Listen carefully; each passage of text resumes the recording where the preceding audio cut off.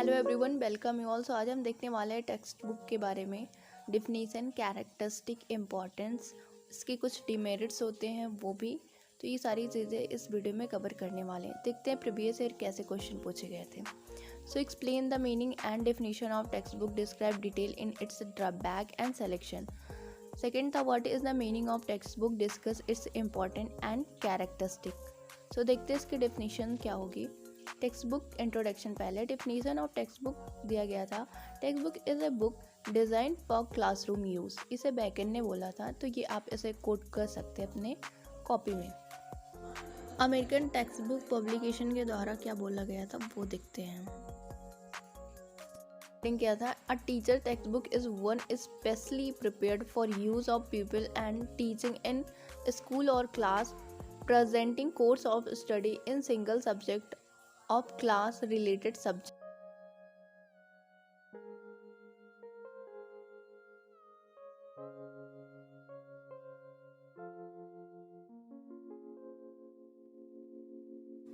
सो अब देख लेते हैं कैरेक्टरिस्टिक ऑफ टेक्स्ट बुक क्या क्या होने चाहिए। It is a standard book in subject, यानी कि एक स्टैंडर्ड बुक होनी चाहिए, यानी इसमें हर एक चीज़ कवर होना चाहिए अकॉर्डिंग टू सिलेबस, यानी कि कैरिकुलम और सारी एक्टिविटीज़ भी इसमें इन्वॉल्व टीचर एंड स्टूडेंट, यानी कि ये क्या करती है, कनेक्टिंग लिंक प्रोवाइड करवाती है टीचर और स्टूडेंट के बीच में। ठीक है। It is manual of instruction, इसमें मैनुअल इंस्ट्रक्शन होना चाहिए कि आगे बच्चों को क्या कराना है उसके अकॉर्डिंग, मतलब ऑर्गेनाइजेशन फॉर्म में होना चाहिए, यानी इंस्ट्रक्शन एक सीक्वेंस में होना चाहिए।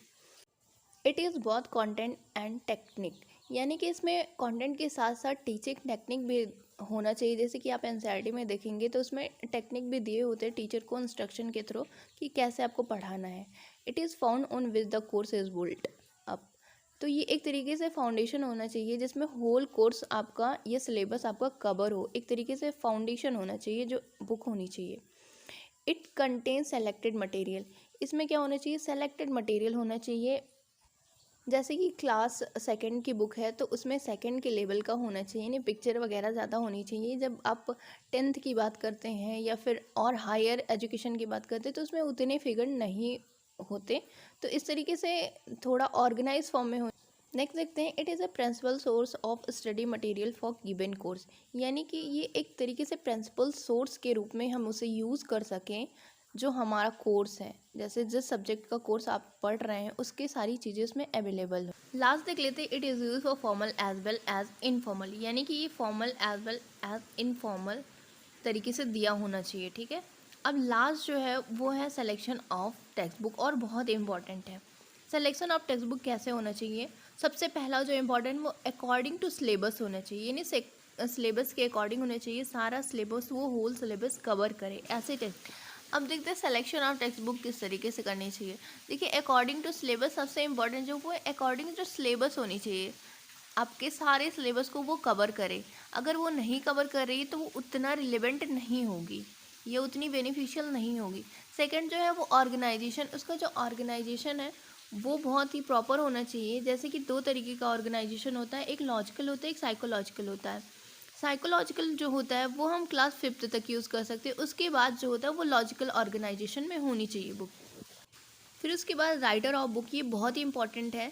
सब्जेक्ट का वो स्पेशलिस्ट होना चाहिए, एक्सपर्ट होना चाहिए, और उसको टीचिंग टेक्निक पता होनी चाहिए जो बुक को, एक पर्टिकुलर बुक को लिखने के लिए यूज़ होती हैं, कि कौन सा कहाँ पे यूज़ करना है, कौन सी टेक्निक कहाँ पे यूज़ करनी है, तो ये सारी चीज़ें उसे पता होनी चाहिए। उसके बाद है लैंग्वेज स्टाइल, यानी ये ऐसी लैंग्वेज होनी चाहिए जो कॉमनली पढ़ के समझ में आ जाए बच्चों को। बहुत ही ज़्यादा बुकिश लैंग्वेज नहीं होनी चाहिए, फॉर्मल लैंग्वेज भी हम यूज़ कर सकते हैं। तो language style is important. Next जो है पिक्चर एंड इलस्ट्रेशन, तो पिक्चर एंड इलस्ट्रेशन का अगर यूज़ करते हैं तो वो काफ़ी अट्रैक्टिव हो जाती है और वो समझ में ज़्यादा आती है, स्पेशली फॉर क्लास 5th से नीचे बच्चों के लिए। उसमें पिक्चर्स का, ग्राफ्स का, ये सारी चीज़ों का यूज़ कर सकते हैं। ठीक है। तो इससे एक क्लियर माइंड में एक माइंड मैप भी बन जाएगा बच्चों के दिमाग में, तो ये काफ़ी इंपॉर्टेंट हो जाता है। नेक्स्ट जो है वो printing of text book. Printing of text book जो होनी चाहिए, उसकी जो लेटर्स होने चाहिए वो अकॉर्डिंग टू एज होनी चाहिए। जैसे कि छोटे बच्चों को बड़े बड़े लेटर्स अगर रहेंगे तो वो अच्छे से उसे रिकॉर्गनाइज कर पाएंगे, तो इस तरीके से प्रिंटिंग होनी चाहिए। और तो ये प्रिंटिंग की बात हो गई। उसके बाद मैकेनिकल मेकअप एंड अपीयरेंस। तो मैकेनिकल मेकअप एंड अपीयरेंस का क्या मतलब, just like first impression is last impression. तो इसके अकॉर्डिंग वो बनाई जानी चाहिए, यानी कि थोड़ा साजो सज्जा उसमें होना चाहिए बुक के ऊपर, तो ज़्यादा ही अच्छी लगती है। तो इसका भी ध्यान रखना चाहिए कि उसका मेकअप एंड अपीयरेंस अच्छा होना चाहिए। ठीक है। पेपर की क्वालिटी जो होनी चाहिए वो अच्छी से होनी चाहिए। लेटर्स जो होने चाहिए वो बड़े होने चाहिए, कटी फटी नहीं होनी चाहिए। सारी चीज़ों का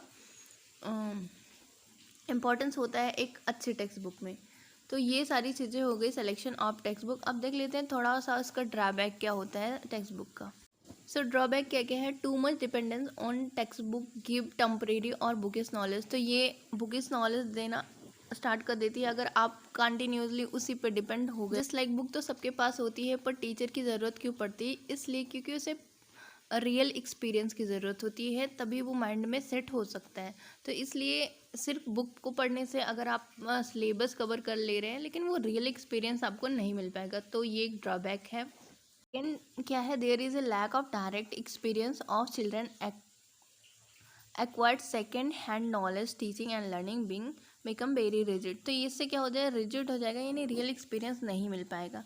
और लास्ट जो है, last sometime text book can replace teacher. तो कुछ टाइम के कभी कभी ऐसा होता है कि बहुत अच्छी आपको बुक मिल जाती है तो आप कंटिन्यू से पढ़ते रहते हैं, तो इससे कभी कभी होता है कि रिप्लेस हो सकता है टीचर, तो ये भी एक डिसएडवांटेज है। तो ये हो गया सारा इसका ड्रॉबैक।